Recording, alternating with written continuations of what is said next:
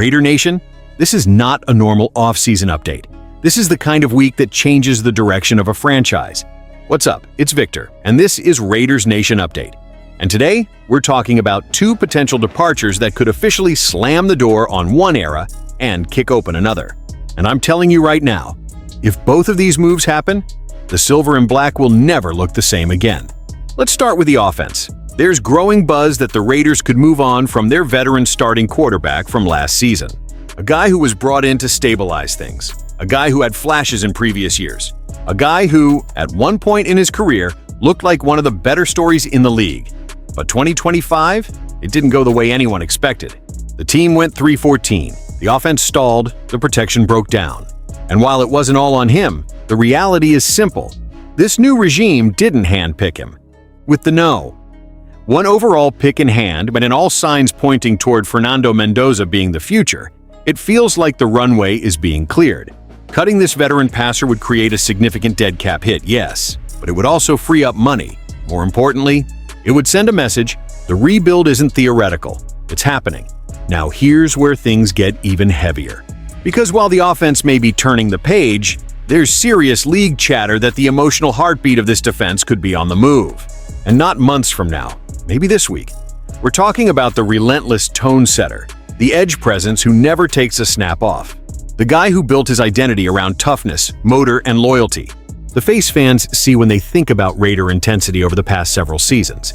Multiple contenders are reportedly monitoring the situation, including the Baltimore Ravens, Buffalo Bills, Philadelphia Eagles, and the Dallas Cowboys.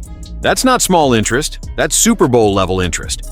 And here's the uncomfortable truth, Raider Nation. When you finish 3-14, when you draft a rookie quarterback, when you bring in a new head coach in Klint Kubiak and empower a new general manager in John Spytek, you either go all in on the rebuild, or you try to rush the process. Trading your defensive cornerstone would mean multiple high picks, draft capital, flexibility, long-term planning. Keeping him? That means believing you can turn this around quickly. But trying to do both? That's how you stay stuck in the middle.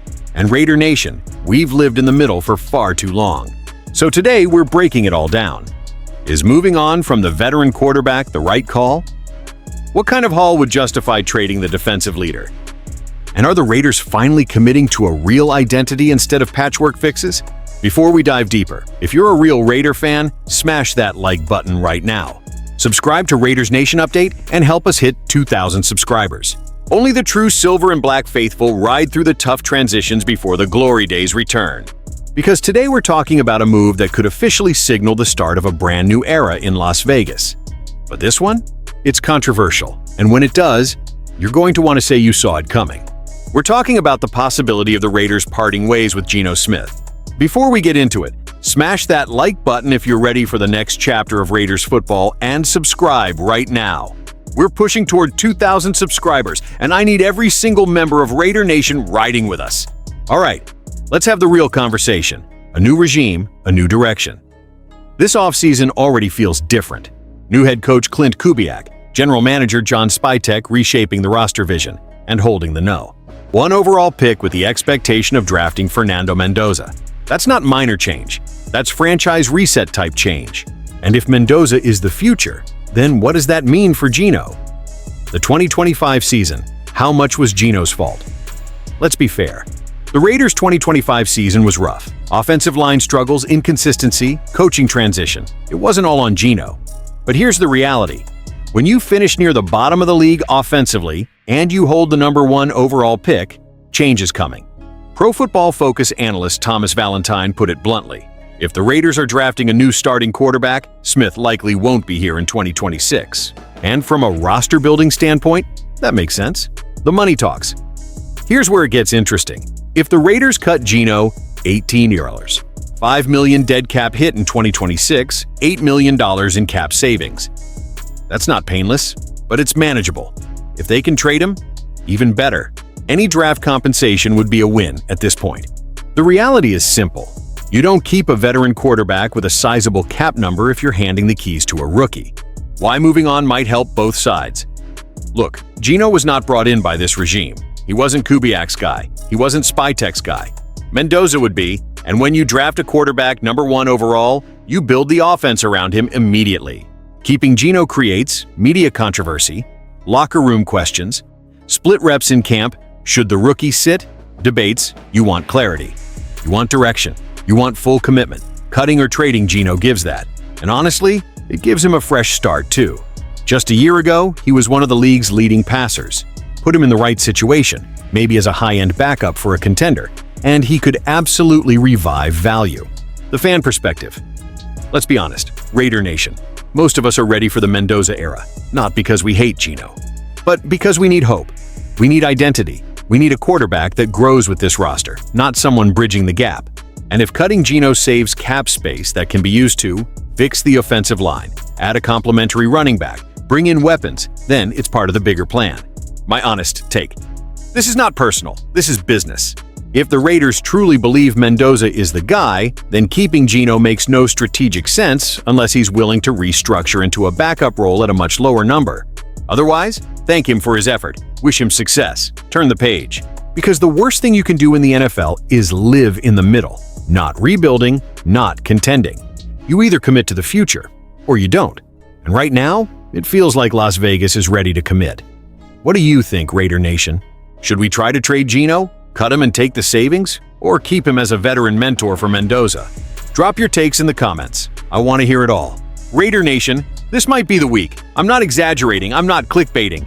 According to reports coming out of the Combine, Maxx Crosby could be traded. Maybe this week. Yeah, take a breath. Before we break this all down, hit that like button if you ride with the silver and black no matter what, and subscribe to Raiders Nation Update right now. We're pushing hard toward 2,000 subscribers, and this is the place for real Raiders talk, not casual takes. All right, let's talk about it. The report that shook Raider Nation's senior NFL insider Albert Breer reported that he's leaning toward a Maxx Crosby trade happening, and possibly soon. But he also said something important. There's going to have to be needle threading. Why? Because this isn't just any player. This is the heartbeat of the defense, five-time Pro Bowler, face of the franchise, a guy who embodies what it means to be a Raider. And his relationship with owner Mark Davis? That's real. That's personal. Breer even mentioned that neither the team nor Max wants this to turn into some dramatic public bidding war. That tells you everything. The brutal reality. Here's the hard truth. The Raiders went 3-14 last season. They just hired Clint Kubiak as head coach. They're expected to draft Fernando Mendoza #1 overall. And let's be honest, if Mendoza is the future, he's probably going to need a year or two to fully develop. Max is 28. He wants to compete for a Super Bowl now. The Raiders, they're building. Those timelines don't exactly match. Let's talk production. Before anyone says he's declining, stop. Last season in 15 games, Crosby had 10 sacks, 73 tackles, 28 tackles for loss, 2 forced fumbles, 1 interception. Those are elite numbers. Even on a 3-14 team, even when offenses game planned specifically to stop him. He's still one of the most disruptive edge defenders in football. The trade market. Now here's where it gets interesting. According to Breer, 7 teams have shown interest. Dallas Cowboys, Chicago Bears, Baltimore Ravens, Buffalo Bills, New England Patriots, Los Angeles Rams, Philadelphia Eagles. That's not small interest. That's contender-level interest. However, Breer also said the Raiders probably won't get the same type of haul that the Cowboys got when they traded Micah Parsons for 2 first-round picks and Kenny Clark. So, what does that mean? It means the Raiders are weighing. Keep your franchise icon during a rebuild, or cash in and accelerate the rebuild, my honest. Take this one hurts. Maxx Crosby is Raider DNA, effort, violence, passion, leadership. But here's the cold NFL reality. If you're 2 years away from contending, and you can get multiple premium assets for a 28-year-old pass rusher, you have to at least consider it, especially when you're about to build around a rookie quarterback. Imagine turning Crosby into 2 first-round picks or a first, a second, and a young starter, plus cap flexibility that could reshape this entire roster. But it also sends a message. It tells the locker room, we are fully committing to a new timeline. The emotional side. I don't want to see him in another jersey.